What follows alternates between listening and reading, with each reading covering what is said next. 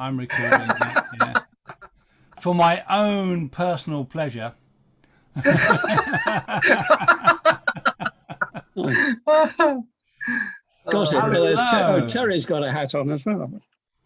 Hello, Gillian. Hello, Terry. Hello, Lola. Hello. Great to see you all. So, oh, yeah, look at that. We got a traveling Morris top that Terry's wearing. Oh, traveling top Morris and Cambridge Morris men. Yeah, it's all very good. Yeah, I'm afraid I've only got the hat on today. Ollie's got his baldric. Just. Sure he's probably wearing his pink shorts lower down, but we won't ask about that. Oh, look at that. That looks very smart. John. That is very good. So John's got his fabulous fool's hat, which is completely awesome. Just love it. Elizabeth is just joining us from the States. Oh, lovely. Elizabeth from she's a Taborer from the United States. Oh, well, she knows Maggie then, does she? Probably the other side of the States, Maggie, I think. Yeah, it's a big place. probably further from Maggie than we are. Yeah, quite. Yeah. Lola is here from Italy, so that's lovely. That's nice. Yeah. Gillian's here. Of course, Gillian is from May Hill, which is, of course, where Russell did some collecting. May Hill, that was in the Forest of Dean. Yeah. In the forest, yeah. Yeah. We got lovely to see Terry here as well. Yeah. Well, Terry knows all. I mean, he's written a book on the subject. Yeah. Yes. What we find is that it's amazing, how things can be stimulating by just talking about something that we already knew something about. Yeah. It's quite fun. The background behind me is all the men's archives.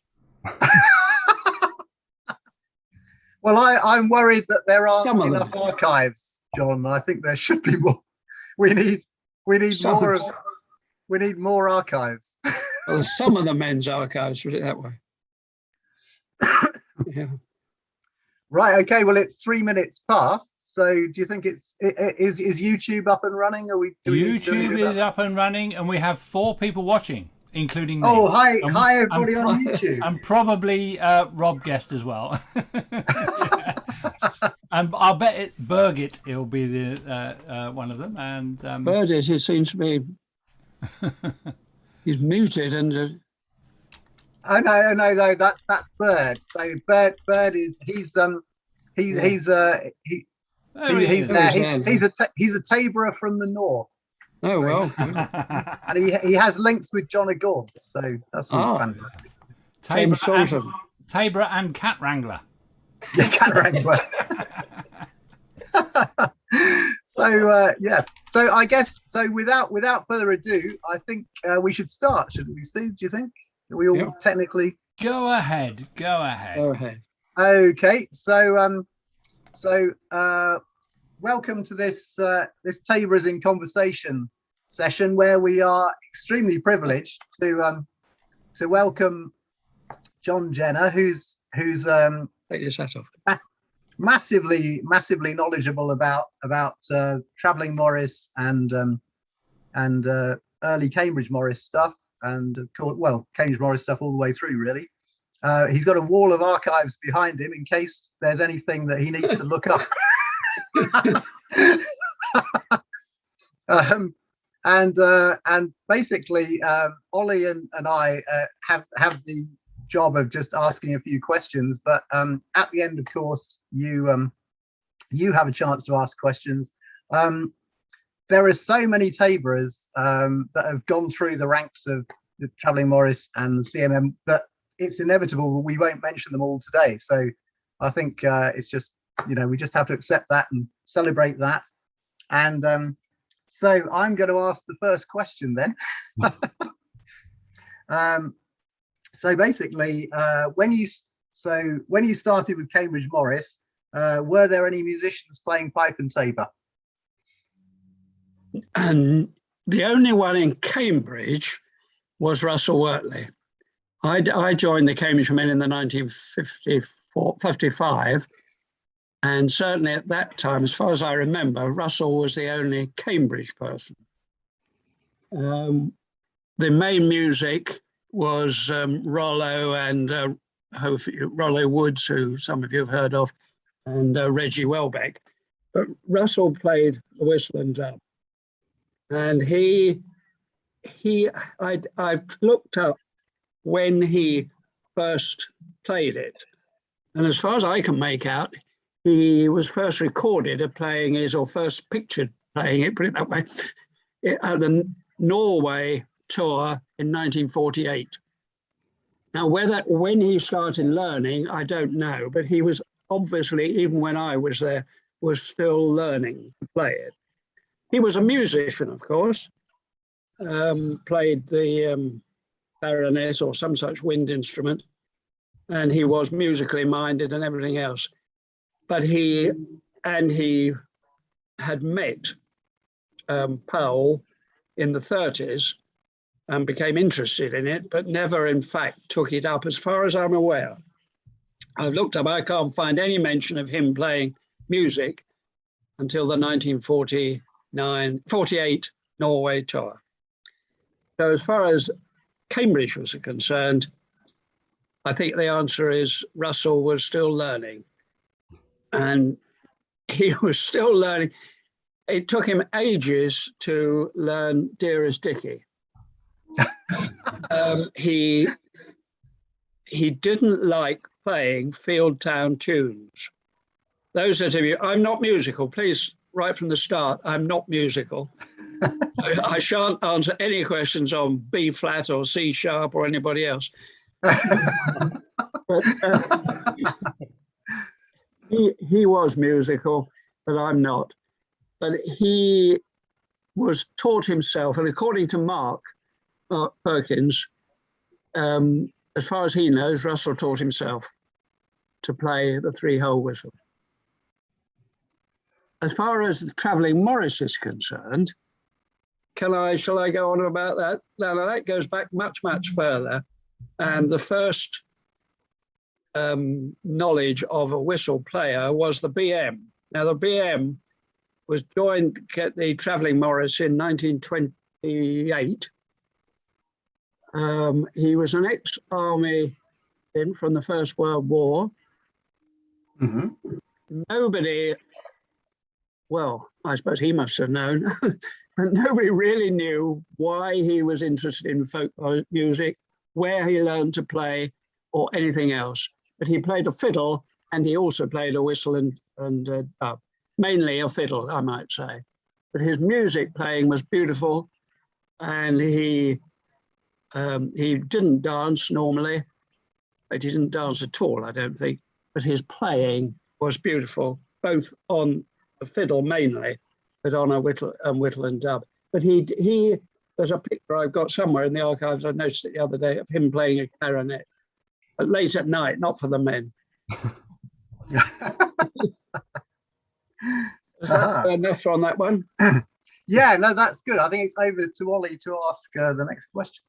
Yeah, so John, did you ever get an opportunity to dance to Kenworthy with his and did you ever think that what his particular influence of playing came from, or style? Well, Kenworthy, of course, had left Cambridge when I went there. I don't exactly know when he left, but he left Cambridge, I think, before the war, I think. Yes, he did. He left before the war. So really, in Cambridge, he wasn't active, so to speak. On the travelling Morris, I don't think he ever went on a travelling Morris tour when I was there. The only place I think I probably heard him playing was at Thaxted. He did go to Thaxted occasionally. The answer to me dancing to him, I should think, is no, but I really don't know. Because he might have played, I might have danced to him playing at Thaxted, but certainly not in Cambridge or on the travelling Morris, as far as I know. He invented isn't the right word, but he experimented on whistles. And came up with these long ones, big ones, lower pitch, as opposed to Russell ones. And his influence really, as far as the Morris is concerned, is really on Mike Chandler, and from Mike Chandler to Bert Cleaver. Yeah, so yeah, I think so. It's worth noting that basically, yeah, for anybody who doesn't know, what we're talking about here is the Travelling Morris, which is a group that went out into the Cotswolds in 1924 to try and recreate the spirit of the original dancing. They were very much based around Cambridge and the Cambridge Morris, and what we're discussing here is the early Taborers who were part of that. That's just a bit of context, which Steve just asked me to kind of interject with. Yeah. So and of course Kenworthy was he was quite instrumental, wasn't he, in collecting some of the Morris too, wasn't he, John? He was a musician, undoubtedly, and he was well influenced in collecting the tunes and the dances. But as far as I can make out, he didn't play on the first Travelling Morris tours. He isn't mentioned as playing. The BM played. He even on one tour had L.C. Averill playing. But Kenworthy played when she wasn't there, but he played a squeeze box of some sort. He didn't, as far as when he took up playing the whistle and tune, the whistle, I really don't know. But it was in the 30s and 30s when he went to Rothamsted.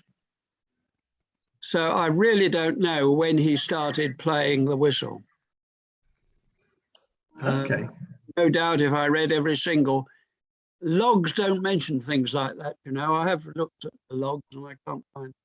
He isn't mentioned as a musician at all on any logs, but he must have been musical to collect all the tunes and what have you. And he didn't like these 10-hole whistles. Anyhow, you couldn't get them. The penny whistles, you couldn't get them. I mean, I suppose you know that Russell was the main instigator in getting, what's the name of the people? Oh, the Generation pipes. The Generation. Yeah, yes. He was the main instigator in getting them. And hoping to, as far as I know, there is a Powell whistle in the museum at Oxford, isn't there? Oh, Steve would know about that. I'm not very good at So it was so there's a lot of work done to rediscover and track down Powell's tabor and whistle, and I think the whistle they've been trying to get them both into the Pit Rivers. I think they have managed that now. Yeah. Well, the dubs, the drums are not, well, I can speak on those, the Powell drums, but that's not the whistles. Kenworthy always played a big drum, and those that, since we're mentioning Kenworthy, that's what he looked like. But not, I hasten to add, not in a Cambridge baldric and not in the right colours, but the actual facial expression and the playing expression is almost exactly. And when I saw it, I immediately said out of the blue, well, that's Kenworthy. She said, yes, it is. It was done by my godfather's daughter in an evening class. So it's a limited edition of about 10, which I was able to get. Oh, brilliant. So really then, by the time you started, Russell was there, and there had been this influence from Kenworthy, who had he'd done a lot of collecting, hadn't he? And oh yes, collecting. Sorry, go on. So presumably the influence was there from Kenworthy's knowledge of the dance, and also I think Russell did quite a lot of early collecting, didn't he, as well, in terms of dance? So is that correct? Yes, he did. Oh yes, Russell did a lot of collecting. Russell, most of his collecting went straight into his head.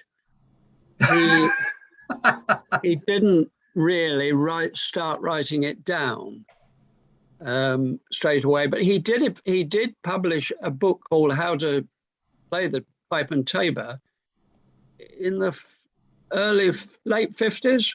Mm-hmm. A pamphlet originally, and it was published eventually. But Russell collected an enormous amount of stuff in his head.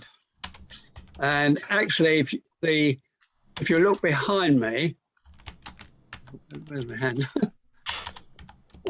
there's a pile of but right in the middle, a little pile of 4 boxes of Russell's tapes. They are cassette tapes of Russell's, next door to those photograph albums, which are photograph albums about ear level. So Russell collected stuff, but he never really got it all together into one book of words, as Andy and I know. Yeah, Russell's memorial booklet, produced by Andy and I, is about all of Russell's writing. That's right. Yeah. Yeah. Okay. So right. So we got to a point where we talked about Kenworthy. We talked briefly about the BM as well. So these early pipe and tabor players, and then Russell, Russell and Kenworthy knew a lot about dance, and Kenworthy had this large tabor, didn't he, with the kind of quite regimented rhythmic thing going on. The large tapers were, and Mike Chandler has got his taper now, and his pipes, I think. Oh, okay, yeah. Mike Chandler is the descendant, that isn't the right word, of Kenworthy.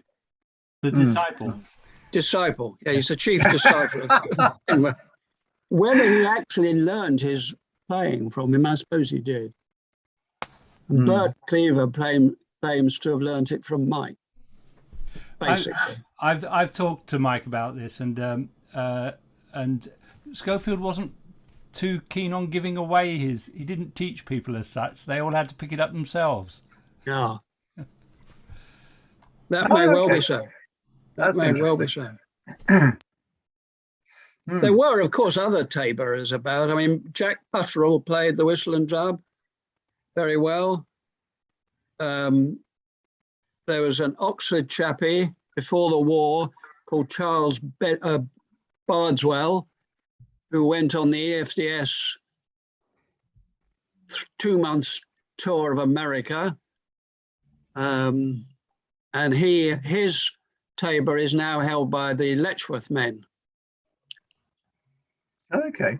I've got a photograph of him, but he's playing a pipe not as long as Kenworthy's, but shorter than the standard generation game one. Okay. And various other. I mean, Terry knows all these other taborers as well, but those are to mention. Yeah. Bill Warder played. Bill Smith of Colchester. He was in the 1960s. He played pipe and tabor. Okay. So if we go on to Russell then, a bit more about Russell.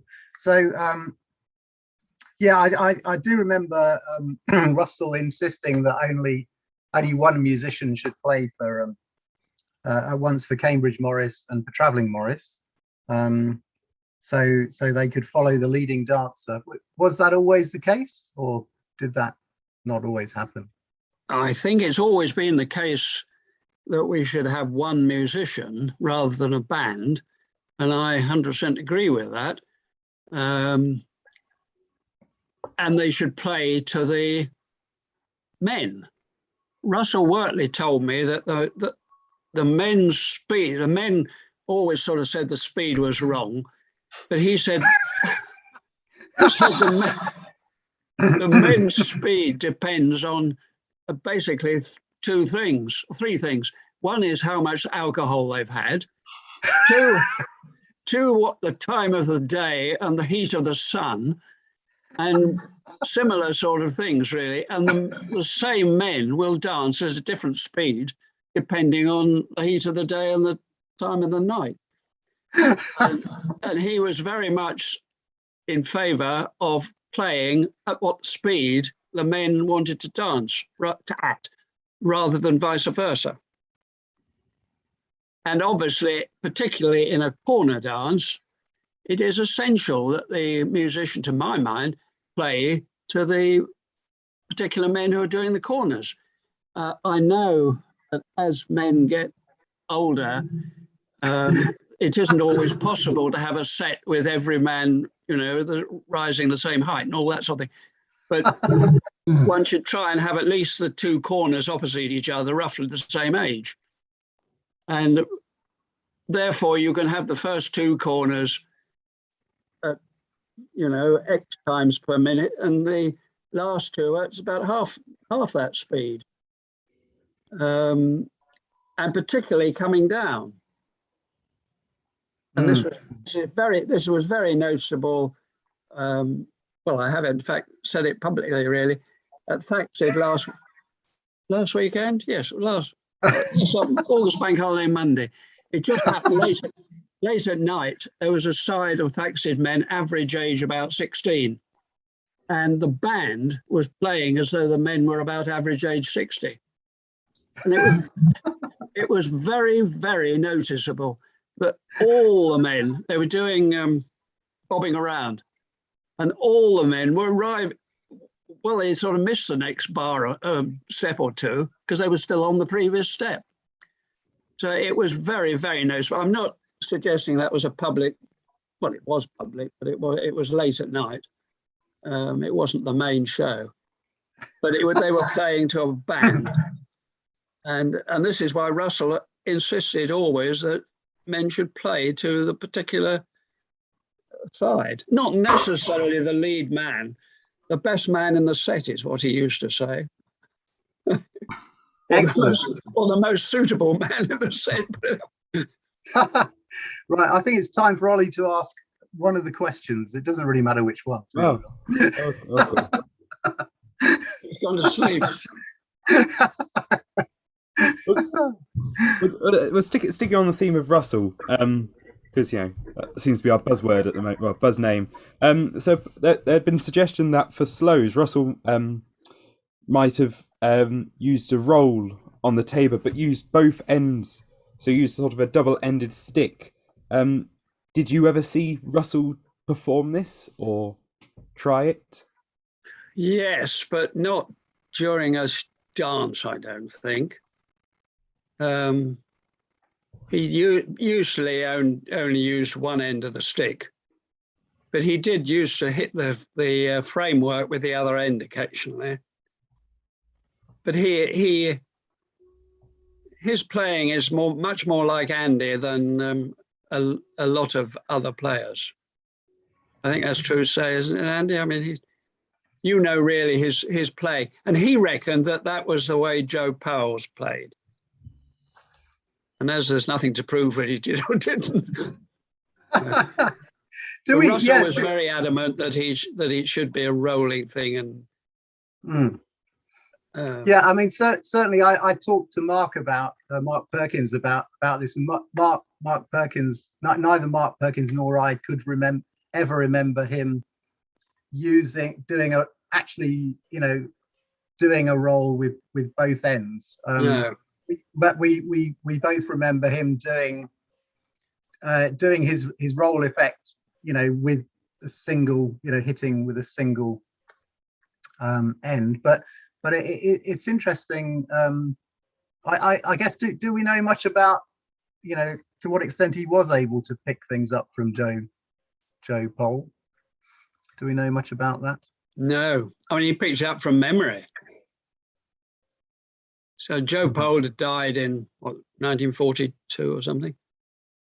I think Russell, I don't think he ever actually interviewed Joe Pole as such. I may be wrong, but I don't think so. Mm-hmm. So I think it was all picked up from occasional travelling Morris show, you know, joint evenings, so to speak. I don't think Russell took up the pipe until he's certainly not mentioned as a musician on any of the pre-war tours.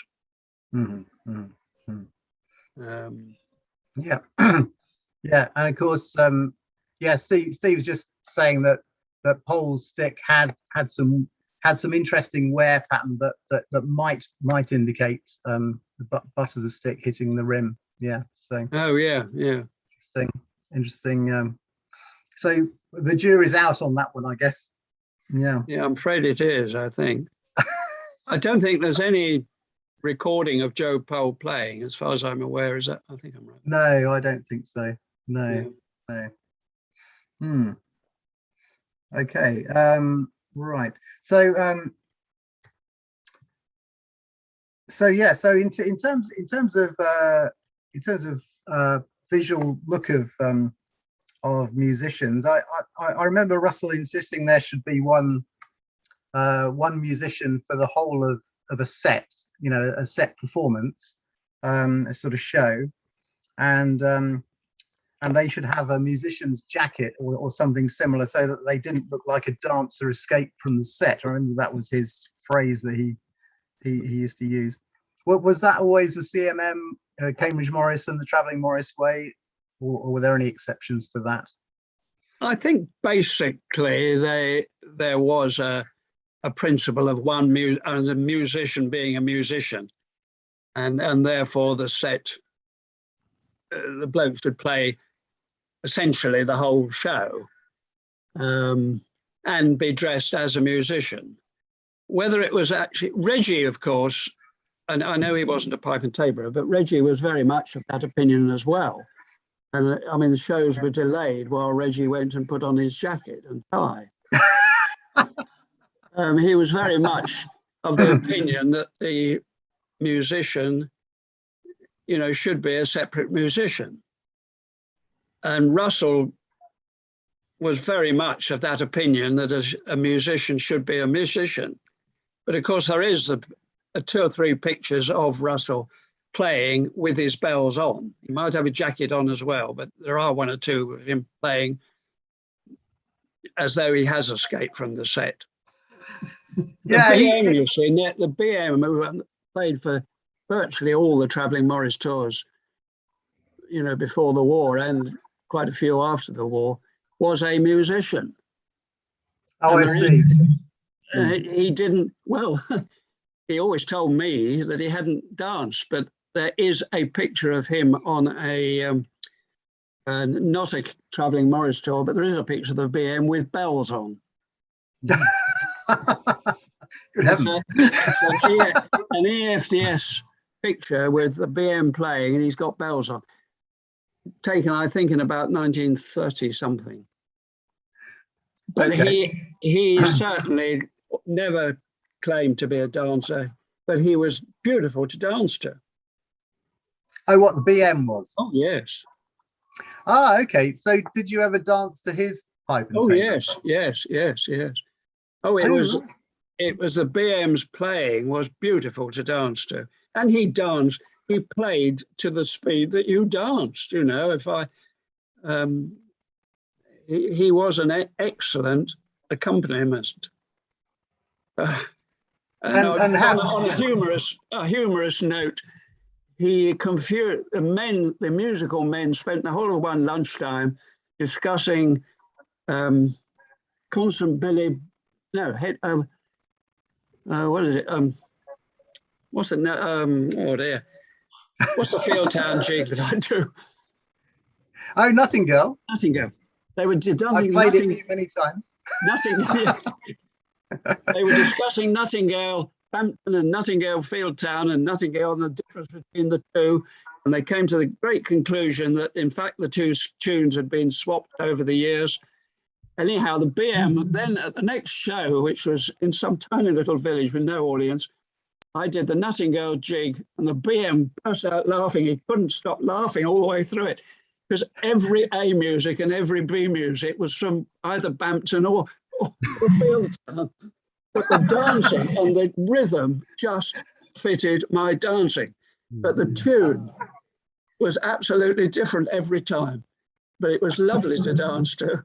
And he was on his fiddle then. I don't think I heard him so much on a whistle and dub, but he did play the whistle and drum. But his main instrument was the fiddle. And when he played pipe and sabre, did he play in a sort of vaguely similar style to Russell, or were there any differences? No, I would think it was more EFDS, you know, and it wasn't a small pipe; it was a long pipe. No, it was more the you know, the EFDS type pipe and tabor of the 30s. Yeah, the sort of constant rhythm rather than the the individual feet. Yes, no, and he played a side drum, you know. Yeah. No, he wasn't. Russell is our first person, and he got his drum made. No, it was Mark got his drum made by Bill Warder, wasn't it? No. Somebody got the drum made by Bill Warder. That was Schofield. No, Schofield got the Basque one, and then Mike Chandler and everybody had got them from Bill Warder. That's right. And Bill started making the pipes as well. He did he? Yeah. Copying the pipes. Yeah. But certainly the basic sort of pipes were Kenworthy, who I think started experimenting on it in the early 30s. Am I not right? There's somebody called Dave Taylor who made them for him. Ah, okay. And they didn't. As I last heard of Dave Taylor in Nottingham. I've not been able to track him down, but he made them. He made pipes for him. I don't think Kenworthy made them himself. He got someone to make them for him, and then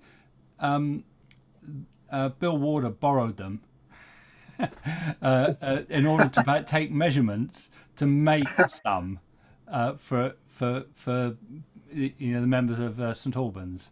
That's as far as I've been able to work out. I've been trying to track down Dave Taylor though. That would be most interesting to find him. I don't know who he is at all. No. And then it was Jim took them over when Bill died. Jim Jones. No, Mark. Oh, sorry. Go on, John. Mark's drum was built by the Cambridge chap, Chris Bolton. No. Oh, Chris Bolton. Yeah. Chimney sweep. Sorry? The chimney sweep. Yes, the chimney sweep. That's right. But he didn't play them. He made his drum. Yeah. And Mark. Yeah. And I think Mark is the custodian of one of the Joe Pole tabors as well, isn't he? Mark is custodian. Yeah. They bought two tabors. The two tabors were bought from Joe Pole's, and the Cambridge Morris men one is now with Mark Perkins, and is quite safe in a box in Albury. The other one, the other one was bought by Arthur Caton of Thaxted, and it stayed at Thaxted, but now this house has sold, and Sybil King is thought to have it, but we can't contact her because she's now moved down to Cornwall or somewhere. So, but we are tracing where it is. So we being Mike at Thaxted, not Mike Chandler. Gocher. Mike Gocher at Thaxted are trying to trace it. The other one, which is thought to be a pole tabor, is one that was given from, what's this bloke's name? Given to the travel, Makepeace. Ernest Makepeace gave a tabor to the travelling Morris, and it got sort of lost originally in William Palmer's situation. Then it got eventually to Russell, and and Russell unfortunately died a bit suddenly, and nobody knows where it is. Russell's widow didn't know the significance of it. We think it's with Russell's nephew, but he is living on his own and never looks at his father's office. So we just don't know where it is. We are trying to trace it, but it's thought to be a Powell thing. It came from Ernest Makepeace in the 1930s. Well, no, it was received in the 1950s, actually, but it got lost. There's a long story of it, which I think I have meant. Okay, brilliant. Can I just ask you about the tradition that certainly I'm aware of, that I saw with the travelling Morris and Cambridge Morris, of the musician doing what they called beating up. So going out and playing a tune to try and attract the audience at the beginning of a performance. Was that always the case, or is that Yes. a relatively new thing? Oh no, that's an old thing which has died. Okay.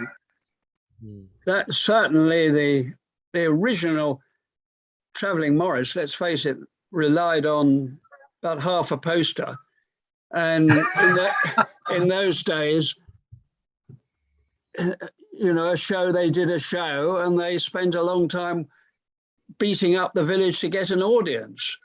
And of course, in a village in those days, if anything happened in a village, well, it was like Christmas, and everybody came out to watch. But the beating up and the driving and walking around the village beating it up was very common pre-war, and right up and in my early days, it was a traditional thing that we always tried to beat up the audience. But it was just that the audience don't see. They don't see the posters, and the information doesn't get about until if people don't go to the pub, they don't. If there isn't a pub, they just doesn't get about. So it was its way of getting the show advertised. Yeah, and I remember Russell always played the Dorsetshire March, which is in Terry's book. So thanks to Terry for publicising this stuff. Very fine work he's doing with all these books. And he just encouraged me to kind of play anything that was suitable. So I used to play some. I think I used to play the Sext Estampe Real and things like that.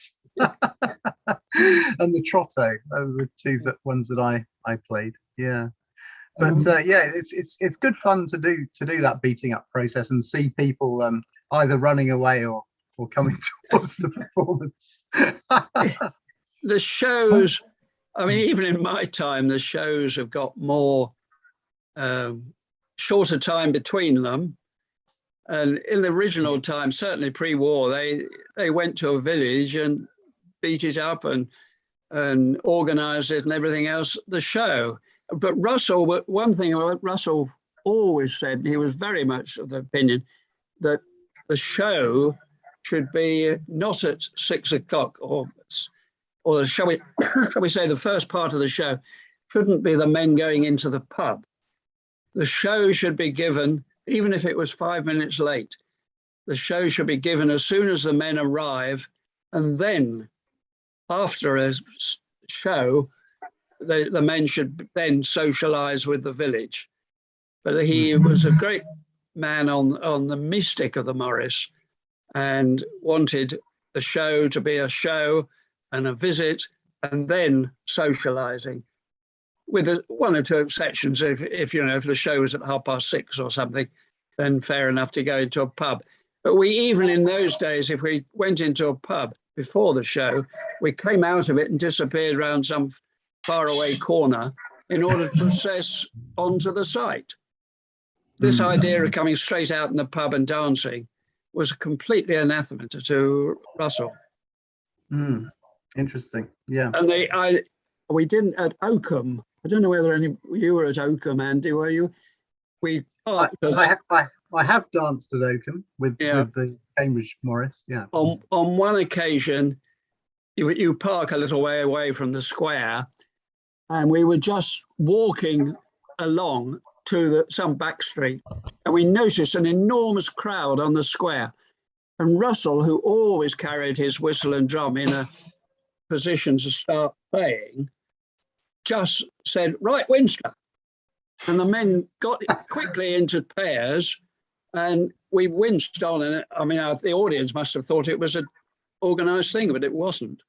It was Russell, who was always walked from the car park to the or the show or whenever it was, ready to play if necessary, and to beat up or to play a procession or whatever it was. And that particular time at Oakham was completely unrehearsed. We just winced on that. Well, we haven't got a lot of time left, probably. Nope. So maybe you could just mention David Rabson, because he's a very fine player, of course. Well, David Rabson, I did ask him for views, and Sheila was able to provide me with what David said. David, as you know, David learned it to play from Russell, and he joined the CMM along with Peter Trouble, who coaches the man. And since then he's played he received a Bill Warder table. He originally, David played a whistle He was already playing a clarinet, I think. He learned his playing from Russell, but he did play a Bill Warder drum, and he doesn't know, or he can't remember why he got a large pipe rather than a small pipe. Sheila obviously asked him, but he said he couldn't remember. So it is a very sad occasion, because he played for the Taunton Dean men, I suppose, for 30 years after he left Cambridge, and he was a very fine musician. Yes, yeah, very, very much so, and slightly more in the Kenworthy Schofield way of playing, but always very much attuned to the speed of the right speed and lifting at the end of at the ends of movements and so on. So yeah, no, that's really good. Okay, well, we probably can't cover every Taborer, because there have been so many of them, haven't there? Every Taborer. It's just mad, isn't it? I think it's just wonderful what these people like the BM and Kenworthy and Russell they kind of generated an enthusiasm for taboring, which is, and of course they were all very dance focused in different ways, weren't they? They're very knowledgeable about dance, so that's fantastic. Is there anything else that we haven't mentioned Alan Jarvis. Oh yeah, Alan Jarvis, who now is Leeds, going and played for Leeds a long time. I have asked him. I'm in contact with him for about 40 years, but he sent me back quite a long dissertation. He's still active regarding Kenworthy. I saw Kenworthy playing at St Albans Morris Men in 1959. I was fascinated by the instrument and by his ability to play whole tunes with one hand. I was not introduced to him, and of course he died in 1961. But Alan Jarvis got his inspiration originally from Kenworthy. At the time I next saw St Albans, he had died. I duly took my first practice in September 1971 and found Mike Chandler. Alan Jarvis went to St Albans, and he found Mike Chandler playing a pipe. having been encouraged by Kenworthy to do so. I also learned under Kenworthy's influence. Another Taborer had played for the men, but recently moved away. His name was Peter Nichols. 2 years later, Bert Cleaver joined the St Albans and Morris men, having a temporary fallout with Queensland. Men have fallen out with other people all the time, haven't they? As far as Russell's concerned, I did have a number of discussions about the authenticity or lack of it of Kenworthy's larger tabor and deeply pitched pipe. Kenworthy claimed that his authority was several paintings and engravings showing larger tabors in use. I believe that he also relied on the Basque and Catalan explorers, something else, though I only have a third hand and cannot say whether this is true or not. So I frequently play a B-flat pipe made for me by another Taborer, Bill Barrett. Was it? He hasn't been mentioned, has he? Bill Barrett, who was a squire of Leeds in 1951 to 71. So, that's great. A little musing little bit by Russell. By the way, I still cite Russell as one of the best fools I ever saw, and still vividly remember that way he used his fooling to show off and compliment the dancing. I also remember the occasion we were dancing in Rose Crescent in Cambridge. Those that don't know. In Rose Crescent, Russell bopped a bystander on the head with his bladder, whereupon the bystander felled him to the ground with a punch to the jaw. I had forgotten that, but Russell, of course, was an excellent fool, and I think he really, until he took up the pipe and tabor and then became less active, he was the main fool of the men, and then took up the pipe and tabor, and was, of course, the only musician at Cambridge for years, really, or the main only musician. I'm sorry, I didn't mean that quite, but he was the main musician of Cambridge. And Cambridge, as in fact in any university town, people spend only 2 or 3 years. Right. Any further questions? Yeah, I think we should probably throw it open to the general Zoom audience, and have about 10 minutes if anybody wants any further questions. Yeah, I've got one about Nicholas Probyn. Because you've got the photo on the archive section of your website of Joseph Needham and Kenworthy Schofield with Melodians, Nicholas and Arthur Peck, and Nicholas Probyn with pipe and tabor. Have we now? And it's quite interesting. Let me just share that one then. Oh, that's right. Yeah. Oh, that's right. Yeah. Arthur Peck never played any instrument at all, as far as I know. No. Nicholas Probyn was active for about 3 or 4 years, and as you say, presumably played the pipe and tabor. The next time Nicholas Probyn disappeared after the 10th tour, 1933 in the Welsh Marshes tour. And Nicholas Probyn disappeared after that. Nobody saw him until 50 years later, when William Palmer met him in Hitchin Marketplace and said, "Good heavens, I haven't seen you for 40 years." And I think that was the last time that William Palmer saw him as well. So Nicholas Probyn is a complete name to me.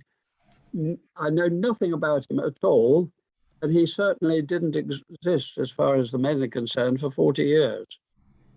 He disappeared and appeared again. I believe he did, in fact, appear at a feast. I think after that meeting with William Palmer, he appeared at a feast. But what he did in the rest of the time, I have no idea. Sorry. I could look it up, and we could try and dig his out. Probyn isn't exactly a common name. We could look him up. Aha, do we have any more questions? Sorry not to be helpful. No, it's interesting. You know, just little.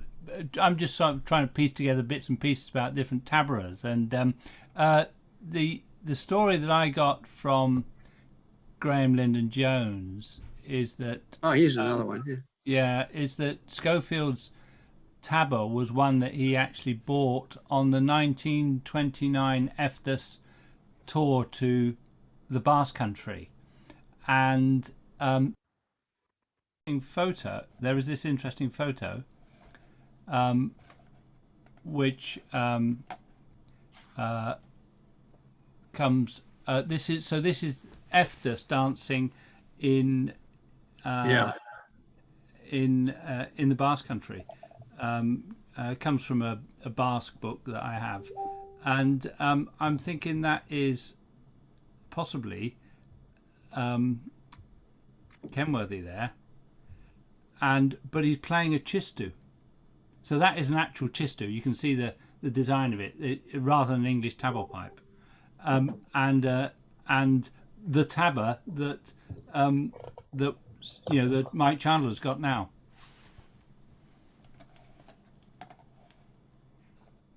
Well, that isn't the same one as this, is it? It's the same. It is. It's not the same pipe, but it's the same tabor. It is exactly the same tabor. I've got a photo. Let's see. I've got a photo here of. I've got Mike Chandler playing the tabor. So here is Mike playing.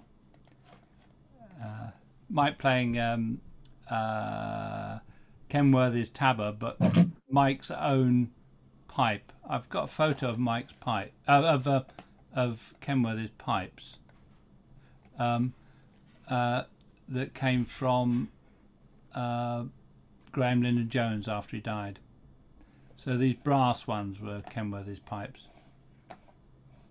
It's interesting on those. There's the 4 holes, aren't there? Yeah. I don't know whether our colleagues from Switzerland and America know about the 4-hole pipe. Do you? Never mind. But he was instrumental in inventing it, wasn't he? So that on the bigger pipes, you didn't have to cover the end hole to get the semitone lower. Yeah. You had a little hole there which you could use to do that. Am I right, Gillian?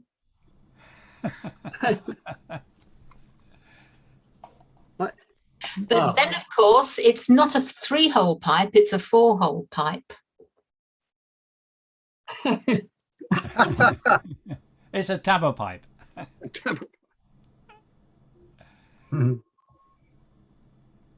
Ken, So, do we have any more questions? Oh, sorry. I suppose you know Kenworthy did play a squeeze box as well. Yes, he's shown playing the squeeze box in one of the photos that I've got. Oh, in fact, in your photo, photo on your website. That's right. Yeah, he.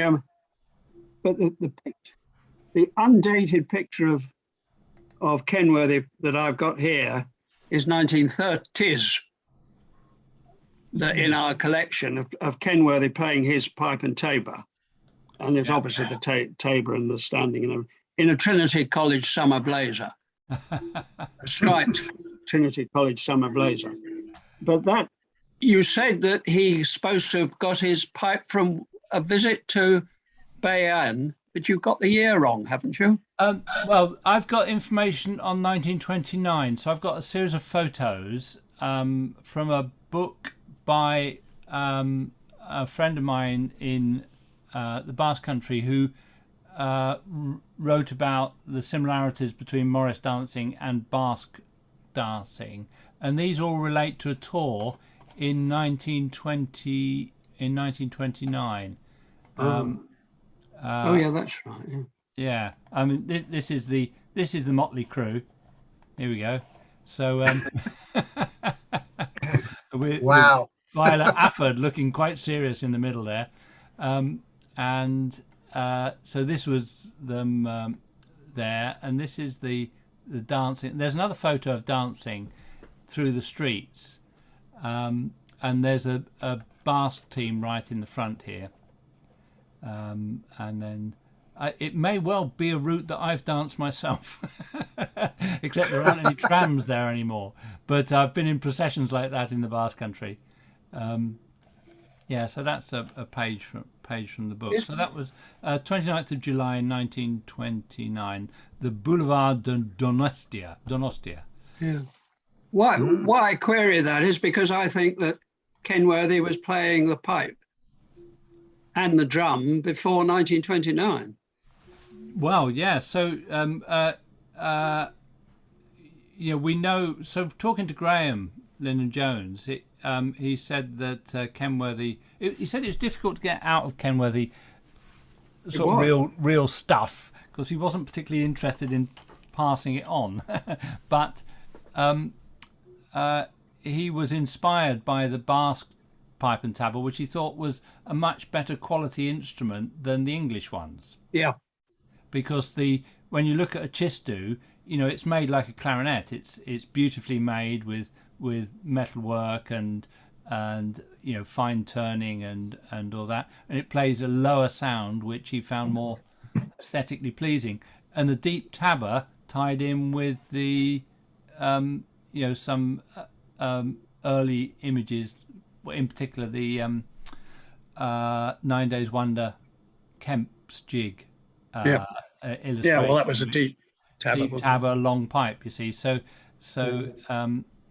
I think that appealed to him, and so the Basque tabor he played, and then he had to get someone to make the pipe for him, and apparently so Jim Jones borrowed one of his pipes that was made by David Taylor. And David Taylor wasn't interested in making them for everybody. So Bill Warder started looking at the pipes. I think I have a Bill Warder pipe here. And I've got Bill Warder tabor somewhere. But Bill started making them in the brass and the solder. But when he died, Jim Jones started picking up the pipe work.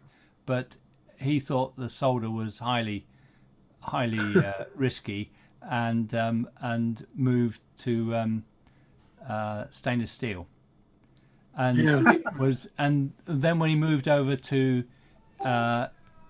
Forest of Dean, Dave Blick, who unfortunately passed away a couple of months ago, Dave Blick, who had engineering expertise, then started making the jigs so that they could be made for other people in stainless steel.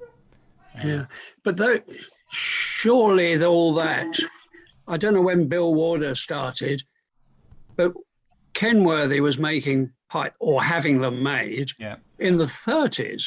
Yeah. I don't know who made his first ones. Bill Warder wasn't that old, was he? No.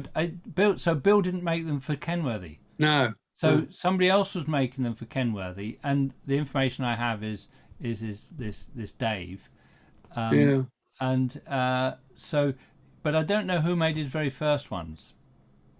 I understood that he actually made it. Yeah. I mean, he was at Rothamsted, and he was sort of engineering type and that sort of thing. Yeah, and I understood that he made it. Yeah, and I think this guy Dave Roberts was a friend in the St Albans Morris. So there's a bit of research to do there with St Albans, isn't there? And probably Mike Chandler knew him. Mike Chandler did, I think. Yeah. I mean, Mike Chandler knew that. But probably Mike Chandler knew who the guy was who was making the pipes. Yeah. Whether St Albans has minute books and that sort of thing, I honestly don't know. Yeah. But Mike has said, Kenworthy wasn't that free with information. That I've heard that from other people. Well, I've heard it from Mike, I think. Yeah.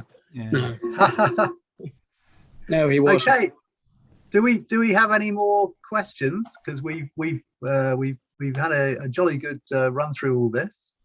I've got another question, which is about where this tabor fits in. Then, so this tabor is was the pole tabber that we had at the 2000 Pipe and Tabber Festival, and this is the one with the wear pattern that shows the where the butt of the stick was hitting the rim. And do you think, just to interject, because I talked to Mark Perkins about this, and his view was that could either be just looking at the picture, that could either be hitting the rim, or it could be just some other form of wear from holding it, or well, it's it wasn't that I was thinking is where that tabber fits in. Oh, I see. Sorry, yeah. Because that's the tabber that was brought together with the pipe that Richard Sermon brought to the festival. So we arranged to get both the pipe and the tabber together, and they were both owned by members of descendants of Joe Pole. And so this is a different pole tabber to the pole tabbers that Cambridge Morris various had. So I'm quite interested. Are there 4 pole tabbers? I understood that the one from the family was now the one that was in the Pitt Rivers Museum. That's that one, yeah. Yeah, that's I thought that as well. Yeah. Well, that's true. I don't know, but I understood it. So was. yeah, that's the one. So it sounds like there's 4 pole tabbers. Oh, I think there were more than that. All right, yeah. I mean, he made them quite regularly, I think. Yeah. I mean, they ordered 2 in this visit of 1937. I mean, they ordered 2 of them, just like that. The one I've got here. Well, yours wasn't a Paul Poe. No. This was Bill Warder's copy. The small one. Yeah, so this is Bill Warder's copy of the pole tabber. Yeah. But not all the pole tabbers were the same, depending on how big cheese boards were. Cheese boxes. Boxes. The Thaxted one is distinctly bigger. So he made them. Joe Pole made them in 9-inch and in 11-inch, depending on the size of the cheese boxes. Yeah. I have a tabber that's made from a sardine box. I shall get it out and play it in the session tonight. It's a good job. It's a good job that this version of Zoom isn't the smell-o-vision version. Right. Are there any more questions? Any more questions? I think that we should really thank John ever so much for we're just letting us see his archives. It's just a wonderful thing in itself, isn't it? And also thank you for all the help from Ollie throughout all of these events, and Steve obviously, and everybody who makes these festivals so wonderful. So yeah. So I guess John, if we have any further questions, we can find a way of emailing you, I guess. Well, you know my email address. Excellent. I'm still in contact, I might say, with Russel Wortley's widow, his second widow, in fact, of course.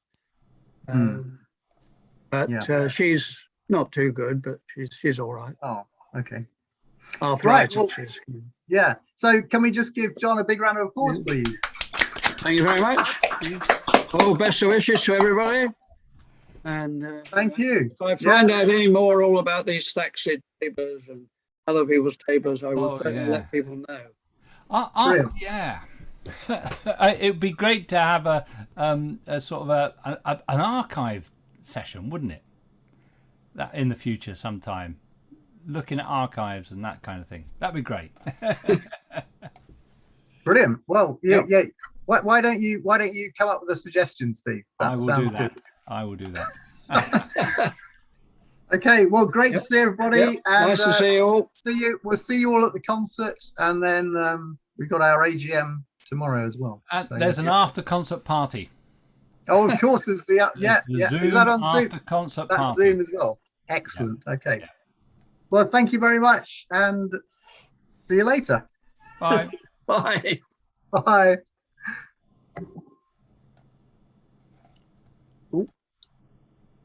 There we go. Good to see you there, John. And, Yeah, I've got to go. Hang on. Where's yeah, me well, it's leave? okay. I can do it all. Yeah.